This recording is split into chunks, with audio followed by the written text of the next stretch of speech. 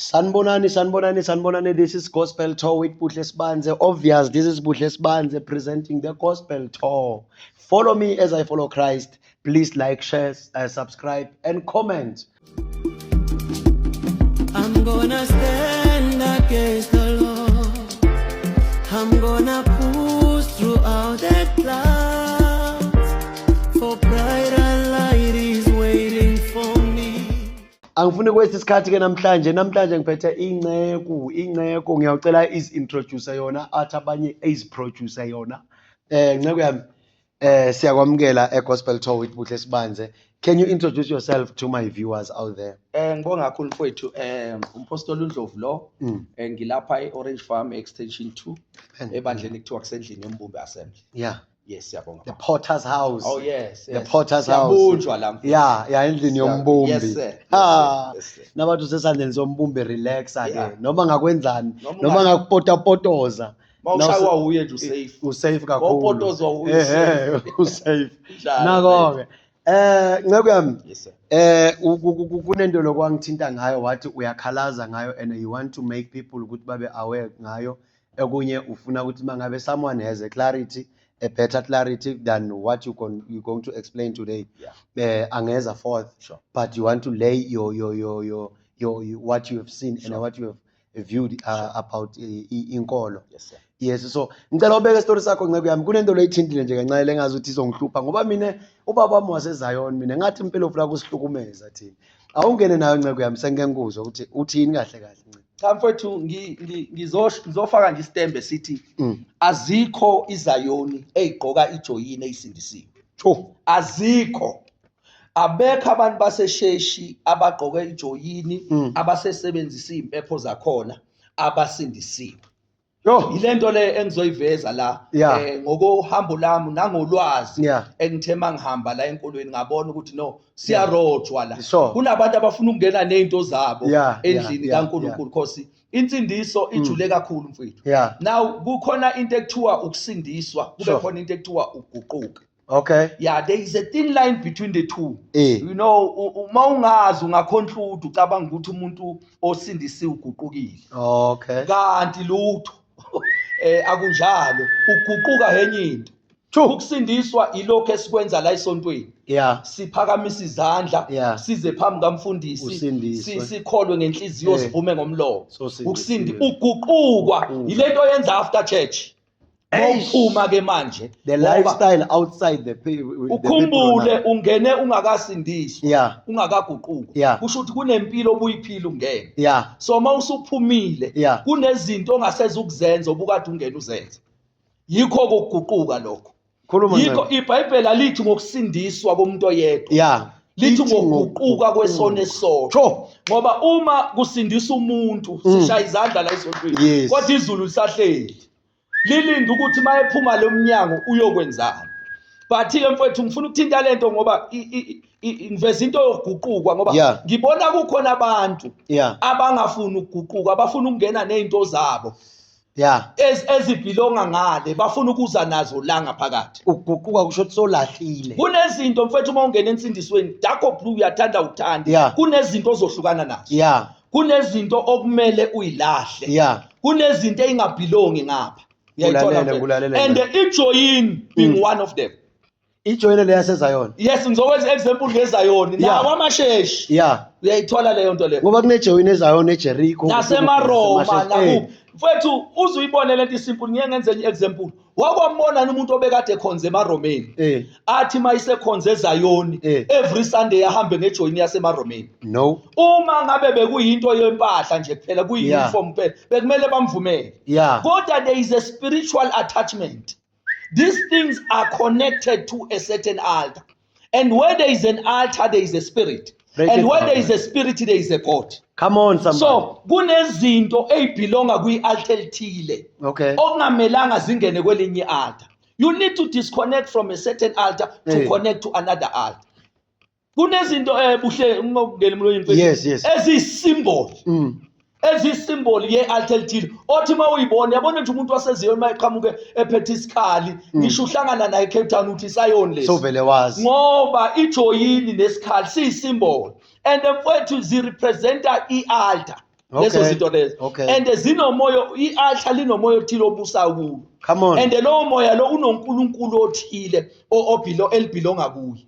So awukwazi ukuthatha izinto zangapha uyihlanganise ngapha. So yile qiniso lami lelo ukuthi uma betha yikho ngingathi angithi azikho izayoni ezisindisile. Ngithi azikho izayoni ezigqoka ijoyini neziphatha ikhali.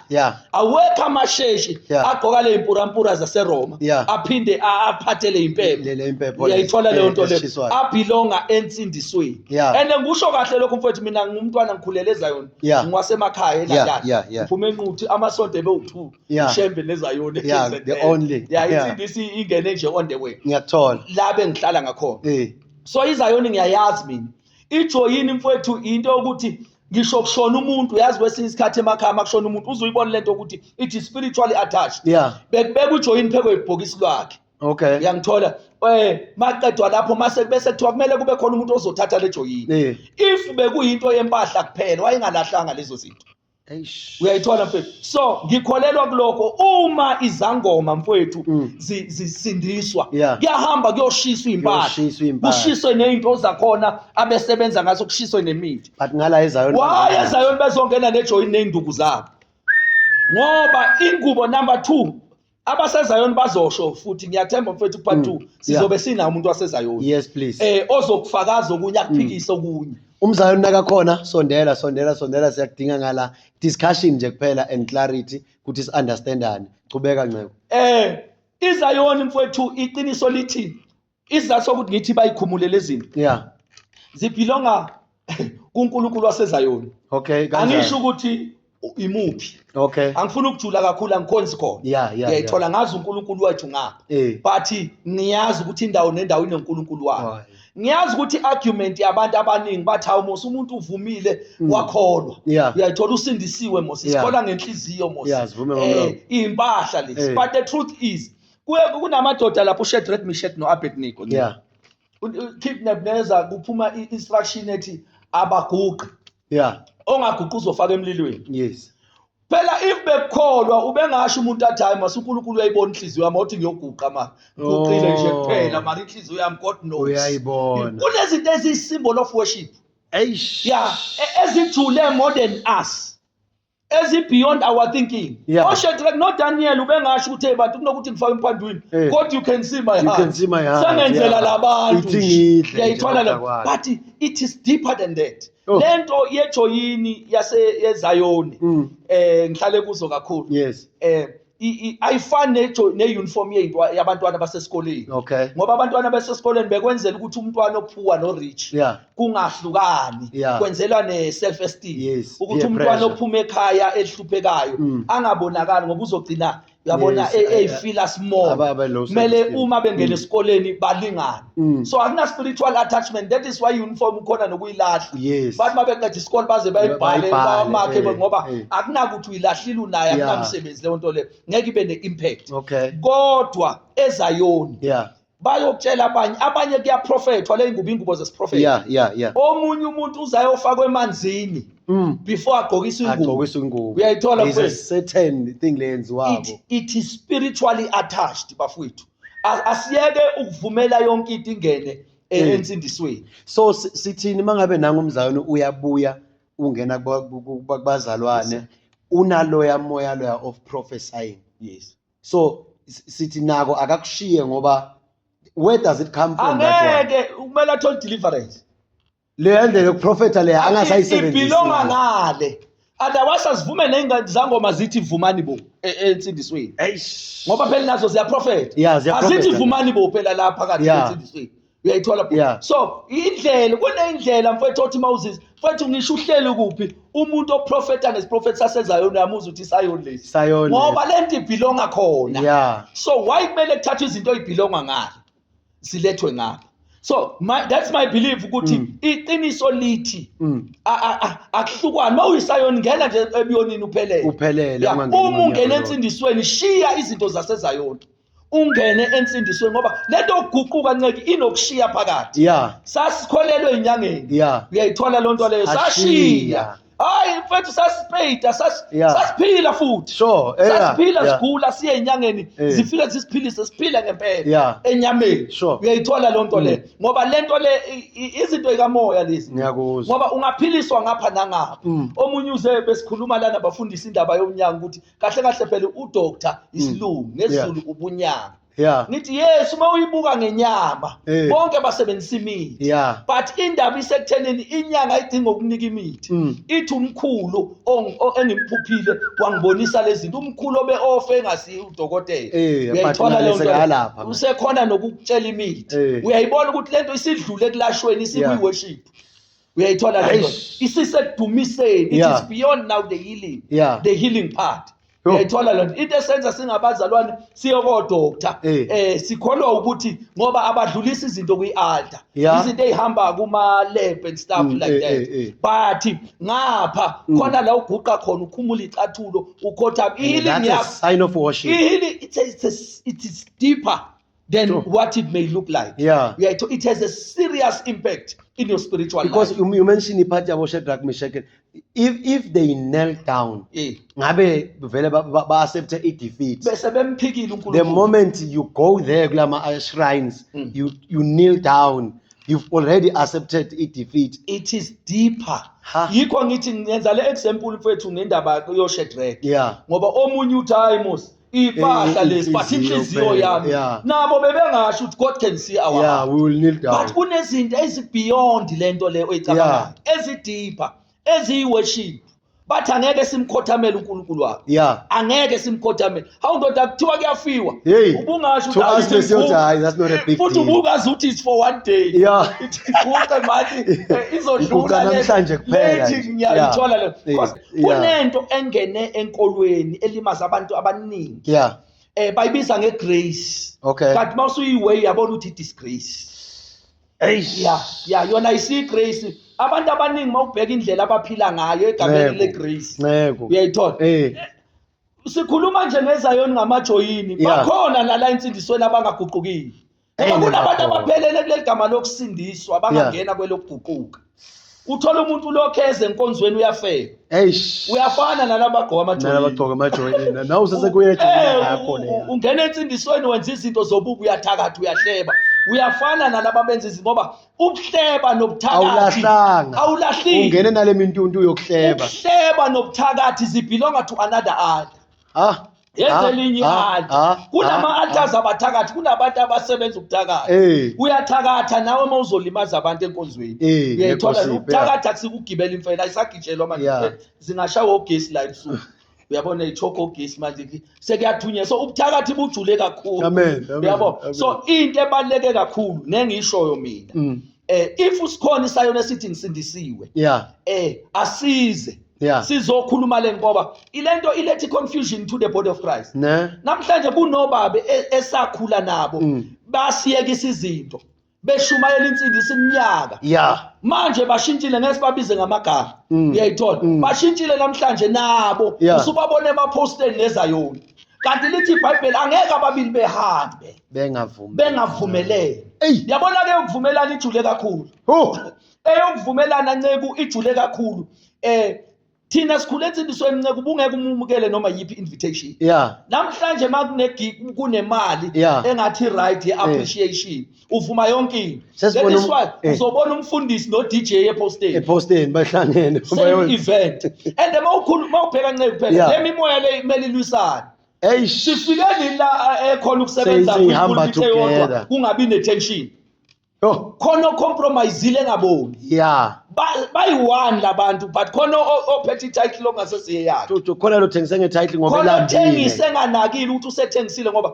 lezi zinto ayivumelani bekumele zishayisane bekumele kube ne-tension bekumele kube ne-friction bekumele kube those are two kingdoms uyayithola loo nto leyo eziphikisanayo and ngeke sihlale together ayikwazi unless they agree uJesu wakwathi efika nje kwenye indawo amadimoni amanifest athi wena manje usingenengene ngane kwanyakaza enye kingdom ipresence yakhe uyayithola ufika nje kwakhe engakakhulumi lutho kwaqala kusebenza ngoba ufike endaweni enemimoya elwisana lathi le demon usingena ngene kodwa wena uyayithola lonto leyo. So lento yemimoya ibandla lisuke namhlanje li-accommodate lento ye religion. Uyayithola lento leyo. Liya-accommodate ukuthi siye ekuthwenini khona into kuvuka enye into ekayashare henye inceke la ukuthi iqiniso lithi usathana sikakamboni.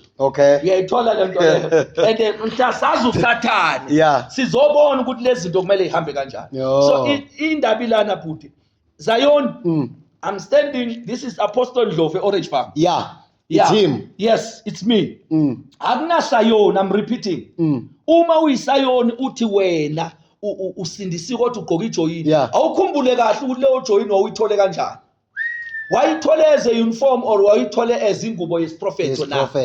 Awukhumbula ukuthi leso sikhali sakho esani.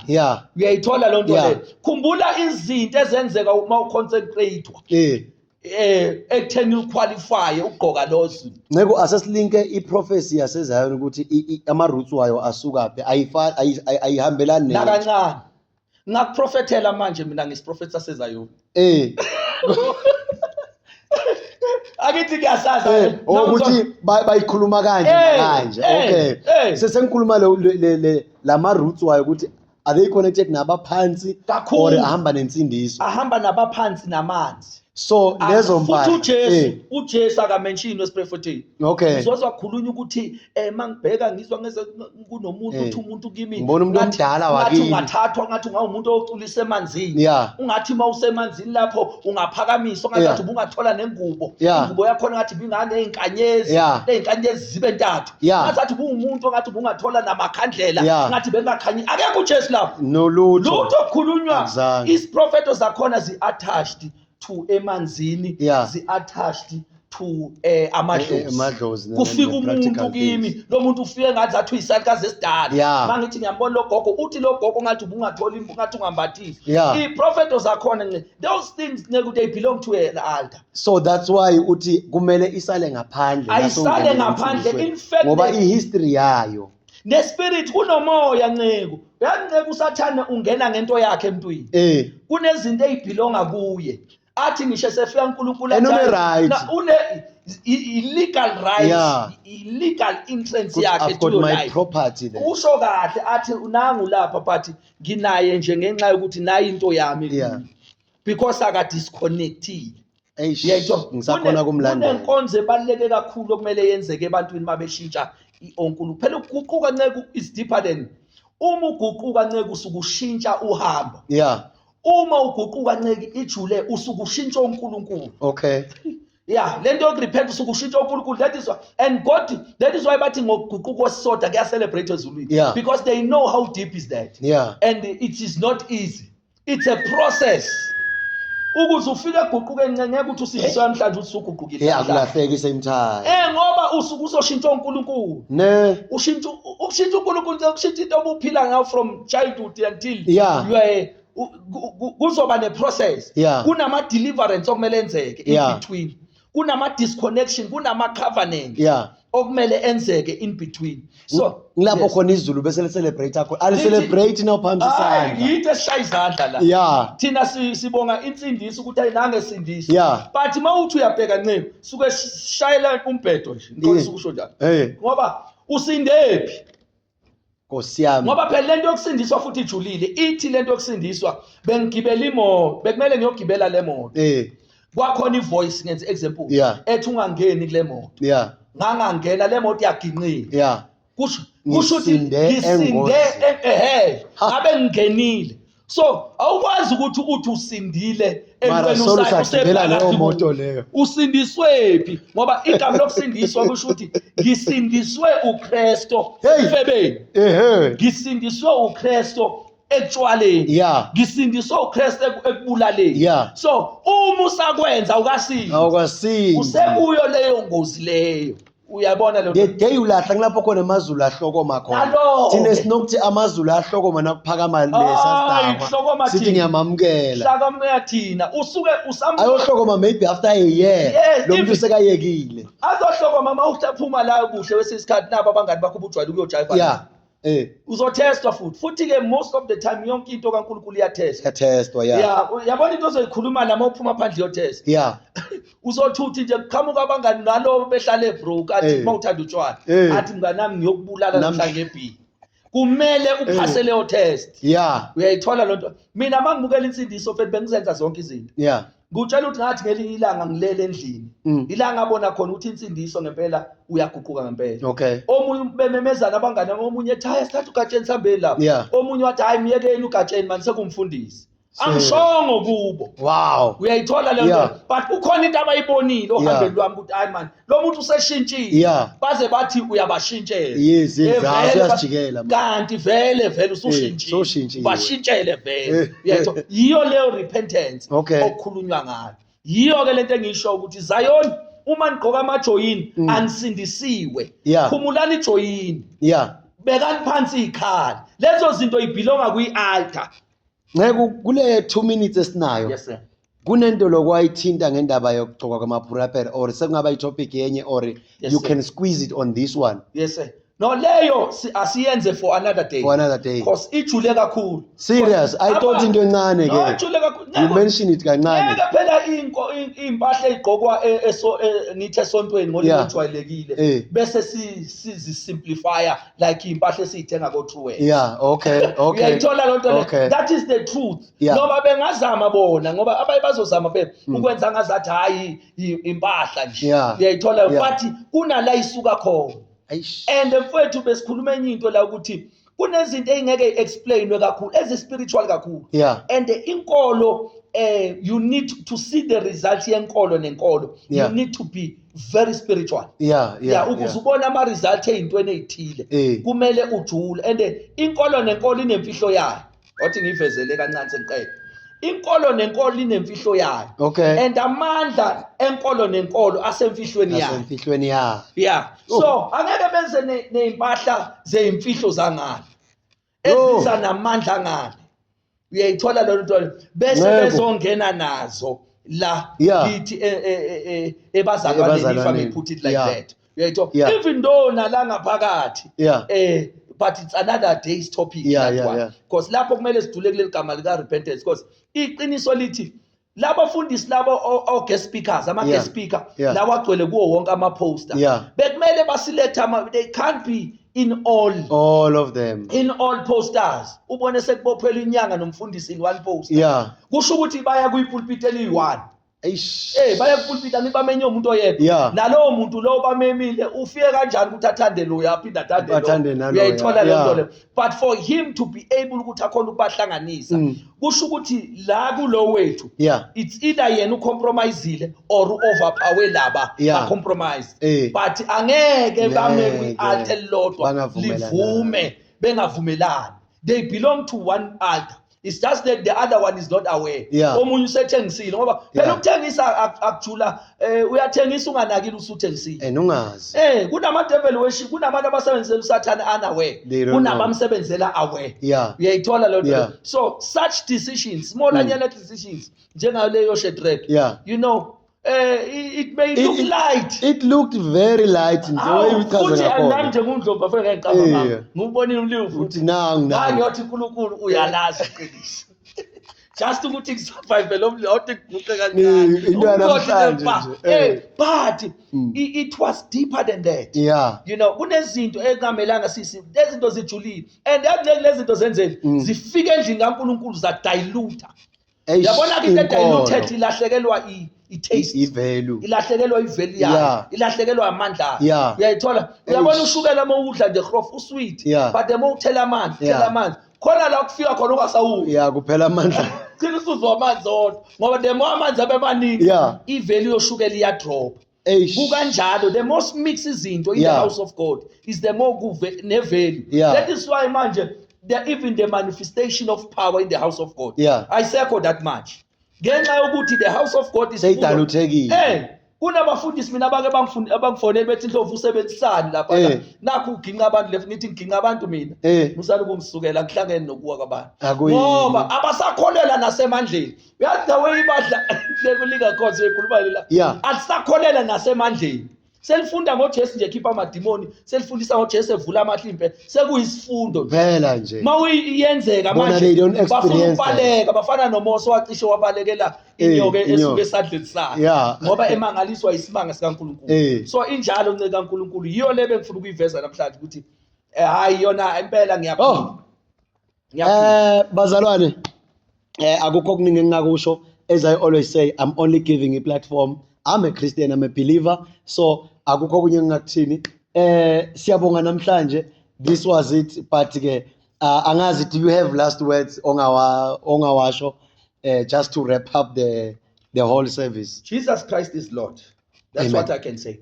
Secondly, Zion Masheshi bekani phansi join uma ngene ensindisweni. Angisho ukuthi konke wrong enkolo wena ngeni kuyo. Buyelani kuyo ngokuphelele uma ngabe nibuyela kuyo. Uma bangena ngala. Mangena ngapha shiyani izinto zangale.